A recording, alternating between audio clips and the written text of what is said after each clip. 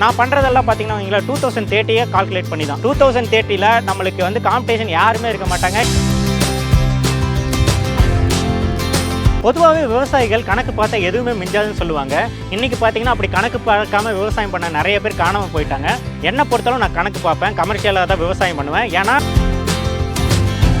விவசாயத்தை விட ஒரு லாபகரமான தொழில் எதுவுமே கிடையாது. அதை நம்ம தெளிவாக பண்ணணும். இயற்கை விவசாயம் மட்டும் பண்ணால் பத்தாது, அதை வேல்யூ அடிஷனும் பண்ணணும். அப்போ தான் நம்ம ஜெயிக்க முடியும்.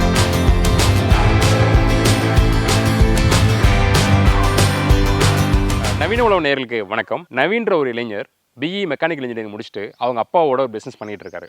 அதே நேரத்தில் அவங்க அப்பாவோட ஒரு தோப்பு, அப்பா இயற்கை விவசாயம் பண்ணிட்டு இருக்காரு. அவர் எதிர்பார்த்ததாக ஒரு லாபகரமாக இல்லைன்னு அப்பாவுக்கு தோணுது. அந்த மாதிரி தோணும்போது அப்பா இந்த இயற்கை விவசாயத்தை என்னால் லாபகரமாக மற்ற பிஸ்னஸ் அளவுக்கு, ஒரு கார்பரேட் அளவுக்கு, ஒரு ஆண்டர்பிரினர்ஷிப் அளவுக்கு என்னால் எடுத்து பண்ண முடியும்னு ஒரு உறுதியாக 6 வருஷம் முன்னாடி எடுத்திருக்காரு. இந்த தோட்டத்தில் விளையிற ஒவ்வொன்றையும் நேரடியாக சந்தைப்படுத்துறாரு. ஒரு பக்கம் ரொம்ப சுத்தமாக ஆர்கானிக்காக தயாரிக்கிறார், ஒரு பக்கம் அதை நேரடியாக விற்பனை பண்ணுறாரு. பின்னாடி நிற்கிறது ஒரு அழகான பண்ணைக்குட்டை. இந்த பண்ணைக்குட்டையை பற்றி நிறைய விஷயங்கள் தெரிஞ்சுக்க போகிறோம். இந்த பண்ணைக்குட்டையால் அந்த தோட்டமே எப்படி மாறிச்சு, வாங்க திரு நவீனை பார்த்து நிறைய கற்றுக்கலாம். வணக்கம் திரு நவீன். வணக்கம் சார். அப்பாவோட ஒரு பிஸ்னஸ் பண்ணிட்டு இருக்கீங்க. அது பிஸ்னஸ் நல்லா லாபகரமான தொழிலாக இருக்கும். அதையே பண்ணிட்டு போயிட்டு இருக்கலாம் இல்லையா? எதுக்காக விவசாயத்தை சூஸ் பண்ணீங்க? ஃபர்ஸ்ட் ஆஃப் ஆல் பார்த்தீங்கன்னா விவசாயத்தை விட ஒரு லாபகரமான தொழில் எதுவுமே கிடையாது. அதை நம்ம தெளிவாக பண்ணணும். கரெக்டான சோர்ஸ் டேட்டா எல்லாம் கலெக்ட் பண்ணி நம்ம தெளிவாக பண்ணாலே போதும், நம்ம விவசாயத்தில் ஜெயிக்க முடியும். இதனால் அப்பாவோட ஆர்கானிக் ஃபார்மிங்கை நானே கையில் எடுத்து பண்ணணும்னு நினச்சேன். பொதுவாகவே விவசாயிகள் கணக்கு பார்த்தா எதுவுமே மிஞ்சாதுன்னு சொல்லுவாங்க. இன்றைக்கி பார்த்தீங்கன்னா அப்படி கணக்கு பார்க்காம விவசாயம் பண்ண நிறைய பேர் காணாமல் போயிட்டாங்க. என்னை பொறுத்தளவு நான் கணக்கு பார்ப்பேன், கமர்ஷியலாக தான் விவசாயம் பண்ணுவேன். ஏன்னா நான் அவ்வளோ கஷ்டப்பட்டு விவசாயம் பண்ணனா அதில் ரிசல்ட்ஸ் கிடைக்கணும். இன்றைக்கி படித்தவங்க தான் நிறைய பேர் விவசாயம் பண்ணுறாங்க. ஸோ அவங்க எல்லாத்துக்கிட்டையும் நான் முக்கியமாக கேட்குறது என்னென்னா, டேட்டா எடுத்துக்கோங்க, விவசாயம் கரெக்டாக பண்ணுங்கள், கண்டிப்பாக ப்ராப்பரான ரிசல்ட்ஸ் கிடைக்கும். நான் இயற்கை விவசாயம் பண்ணுறதுக்கு முன்னாடியே பார்த்தீங்கன்னா இயற்கை விவசாயத்தில் ஜெயிச்ச எல்லா விவசாயிகளோட தோட்டத்துக்கு போய் அவங்க எப்படி விவசாயம் பண்ணுறாங்க, அவங்க என்னென்ன இடுபொருட்கள் கொடுக்குறாங்க, இது எல்லாத்தையுமே நான் தெரிஞ்சு வச்சுக்கிட்டு தான் விவசாயமே பண்ண ஆரம்பித்தேன். அது மட்டும் இல்லாமல் என்னோட ஃப்ரெண்ட்ஸ் பார்த்தீங்கன்னா அக்ரி யூனிவர்சிட்டியில் படித்த எல்லா ஃப்ரெண்ட்ஸுமே ஹார்டிகல்ச்சர் டிபார்ட்மெண்ட் படித்தவங்க இருக்காங்க, ஃபுட் டெக்னாலஜியில் படித்தவங்க இருக்காங்க. அவங்கெல்லாம் எப்படி ஃபுட்டை ப்ராசஸ் பண்ணுறாங்க, எப்படி வேல்யூ அடிஷன் பண்ணுறாங்க, இதெல்லாமே நான் தெரிஞ்சதுக்கப்புறம் தான் இயற்கை விவசாயத்துக்குள்ளேயே வந்தேன். ஃபர்ஸ்ட் ஆஃப் ஆல் நீங்கள் இயற்கை விவசாயத்துக்குள்ளே வந்தீங்கன்னா ஃபினான்ஷியலாக நீங்கள் கொஞ்சம் ஸ்ட்ராங்காகவும் இருக்கணும். ஏன்னா ஒரு குறிப்பிட்ட டைம் பீரியட் எடுக்கும் நம்ம இயற்கை விவசாயத்தில் ஜெயிக்கிறதுக்கு. ஃபஸ்ட்டு வருஷம் கொஞ்சம் ஸ்லோ டவுன் ஆனாலும் அடுத்த வருஷத்துலேருந்து உங்களுக்கு வந்து நல்ல வருமானம் கிடைக்க ஆரம்பிக்கும். ஸோ அப்படி நான் இயற்கை விவசாயம் பண்ணங்காட்டிக்கு தான் ஃபர்ஸ்ட் ஆஃப் ஆல் இயற்கை விவசாயம் மட்டும் பண்ணால் பத்தாது, அதை வேல்யூ அடிஷனும் பண்ணணும். அப்போ தான் நம்ம ஜெயிக்க முடியும். அது மட்டும் இல்லாமல் என்னோடய உரத்தை நானே தயாரிச்சுக்கிறேன். வாரம் ஒரு முறை ஜீவாமிர்த சொல்யூஷன் கொடுக்குறேன். 4 மாதத்துக்கு ஒரு தடவை மண்புழு உரம் தர்றேன். அதுக்கப்புறம் பார்த்திங்கன்னா எருக்கு கரைசல் தர்றேன். கரெக்டாக ப்ராப்பராக மல்ச்சிங் பண்ணுறேன். இது மாதிரி நான் ப்ராப்பராக பண்ணங்காட்டிக்கு தான் இன்றைக்கி என்னால் ஓரளவுக்கு நல்ல ஃபார்மிங்கில் நல்ல ஒரு வருமானம் ஈட்ட முடியுது. எடுத்தோடனே ரிசல்ட்ஸ் கிடைச்சிடணும்னு நினைக்கிறங்காட்டிக்கு தான் நிறைய பேர் வந்து காணாமல் போயிடுறீங்க. நான் பண்ணுறதெல்லாம் பார்த்திங்கன்னா வைங்களேன் 2030 கால்குலேட் பண்ணி தான். 2030 நம்மளுக்கு வந்து காம்படிஷன் யாருமே இருக்க மாட்டாங்க. கண்டிப்பாக 2030 நீங்கள் குவாலிட்டியாக ஆர்கானிக் ஃபுட்ஸை நீங்கள் தயாரிச்சிங்கன்னா அதுக்கான மார்க்கெட்டு இந்த உலகத்தில் எல்லா பகுதியிலுமே இருக்குது. விவசாயத்துக்கு பார்த்தீங்கன்னா முக்கியமான தேவையே தண்ணி தான். ஸோ 2016 எங்கள் ஏரியா பார்த்தீங்கன்னா சரியான வறட்சியாக இருந்தது. போரும் பார்த்தீங்கன்னா 1000 அடிக்கு மேலே போயிடுச்சு. ஸோ அப்போ தான் நான் முடிவு பண்ணேன், நம்ம தமிழ்நாட்டிலே பார்த்தீங்கன்னா வந்து 100 சென்டிமீட்டருக்கு ஆவரேஜாக மழை பெய்யுது.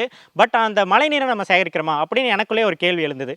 ஸோ அதனால தான் என்னோடய தோட்டத்தில் ஃபர்ஸ்ட் ஆஃப் ஆல் நான் பண்ண முக்கியமான விஷயம் பண்ணைக்குட்டையை ஏற்படுத்தினது தான். ஸோ பண்ணைக்குட்டையை ஏற்படுத்தினதுக்கப்புறமா இன்றைக்கு வரைக்கும் என் தோட்டத்துக்கு பக்கத்தில் இருக்க எல்லா விவசாயிகளோட போரு, கிணறு எல்லாமே நல்லா ரீசார்ஜ் ஆகிருக்கு.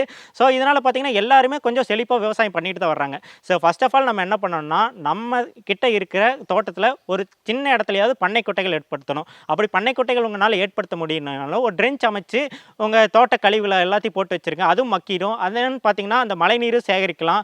ஸோ இதன் மூலிமா நம்ம ஃபஸ்ட்டு நம்மளோட நிலத்தடி நீர் மட்டத்தை உயர்த்தினாலே போதும், நம்ம விவசாயத்தில் ஜெயிச்சிடலாம். எங்கள் ஏரியாவில் பார்த்தீங்கன்னா பிஏபி வாய்க்கால் பாசன தண்ணி போகும், வருஷம் ஃபுல்லாக போகும். ஒரு வருஷம்னா ஒரு 9 மாதம் தண்ணி போகும். மழை காலத்தில் அந்த தண்ணியெல்லாம் எங்கள் தோட்டத்துக்கு வரும், வாய்க்கால் தண்ணியெல்லாம் வரும். பட் என்னென்னா அந்த தண்ணி வர்றப்போ மழையும் பெஞ்சிருமா, அப்போ என்னென்னா அந்த தண்ணி எல்லாமே வேஸ்ட்டாக போயிடுது. நான் முடிஞ்ச அளவுக்கு பண்ணைக்குட்டை ஏற்படுத்தி நான் சேகரிக்கிறேன், என் தோட்டத்தில் இருக்கிற 2-3 விவசாயிகளும் சேகரிக்கிறாங்க. ஆனால் நீங்கள் நினச்சி பாருங்கள், இந்த பிஏபி வாய்க்கால் பாசன தண்ணி போகிற இடத்துல நீங்களாக சேகரிக்கிறீங்களா? நீங்கள் சேகரிச்சிருந்தீங்கன்னா எவ்வளோ தண்ணி சேமிச்சிருக்கலாம். ஒவ்வொரு தோட்டக்காரங்களும் அவங்கவுங்க தண்ணியை சேமிச்சிங்கன்னா கண்டிப்பாக வறட்சி வருமா? வறட்சி வர்றதை யாருனாலையும் தடுக்க முடியாது. ஆகஸ்ட் செப்டம்பரில் வறட்சி வந்ததுன்னா பிரச்சனை கிடையாது. ஆனால் ஜூன் ஜூலை மாதத்துல ஏன் வறட்சி வருது? எங்கள் பண்ணைக்குட்டையில் இருக்கிற பார்த்தீங்கன்னா மார்ச் மாதம் வரைக்கும் தண்ணி நிற்கும். பண்ணைக்குட்டை சந்தைகள் ஏற்படுத்துறங்காட்டிக்கு வீண் செலவு நிறைய விவசாயிகள் நினைச்சிட்டு இருப்பீங்க. மீன் வளர்த்தலாம். மீன் வளர்த்துறங்காட்டிக்கு வருஷம் நல்ல வருமானம் கிடைக்கும். நீங்க ஒரு போர் போடுற காசை விட பாதி காசு செலவு பண்ணாலே போதும், பண்ணை குட்டைகள் ஏற்படுத்திடலாம். அந்த காசை பார்த்தீங்கன்னா மீன் வளர்த்து அதில் வருமானம் ஈட்ட முடியும். என் பண்ணை குட்டை இருக்குன்னா பல லட்சம் லிட்டர் கணக்கில் தண்ணியை நான் சேகரிச்சிருக்கேன். அது ஒரு தனி ஃபீல். நீங்கள் ஒரு வருஷம் அதை ட்ரை பண்ணி பாருங்களேன். வருஷம் தண்ணி நிற்கும். அந்த தண்ணியை நீங்கள் பார்க்கும்போது உங்களுக்கு ஒரு தனி ஃபீல் ஏற்படுத்தும். விவசாயத்து மேலே அந்த ஆர்வம் மேலும் கூடிட்டே வரும். அதுக்கப்புறம் நீங்கள் தோட்டத்தில் தென்னை மரம் வச்சுருக்கீங்களா, அடுத்தது பல பயிர்கள் சாகுபடி பண்ணலாம். கடந்த ஒரு மாதமாக பார்த்தீங்கன்னா நல்லா மழை பெஞ்சிருந்துச்சு. அந்த மழை தண்ணியெல்லாம் பாருங்களேன், எங்கள் தோட்டத்தில் வாய்க்கால் மாதிரி போய் அந்த தண்ணி எதுவுமே வேஸ்ட் பண்ணக்கூடாதுன்னு சொல்லி நான் என்னோட பண்ணை கொட்டைகளை சேகரிச்சிருக்கேன். ஃபஸ்ட்டு ப்ராப்ளம் என்ன? தண்ணி. அந்த தண்ணி ப்ராப்ளம் சால்வ் பண்ணிட்டீங்கன்னா நீங்கள் என்ன வேணால் பண்ணலாம் ஃபார்மிங்கில்.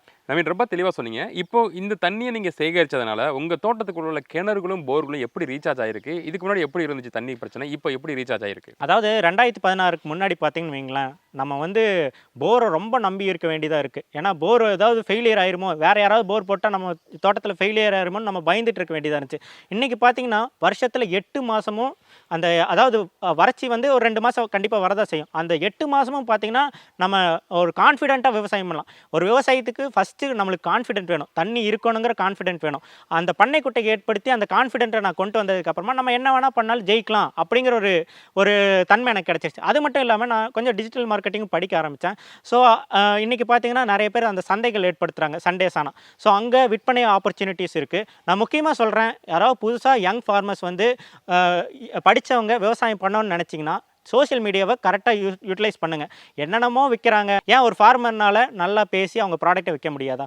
ஸோ நிறையா பேர் வந்து அவங்க கிளாத்திங் பிராண்டு, ஷூ பிராண்டு என்னென்னமோ விற்கிறாங்க. பட் நம்ம விளைவிக்கிற பொருளை நம்ம தான் ஒரு மார்க்கெட்டாக நம்ம உருவாக்கணும்.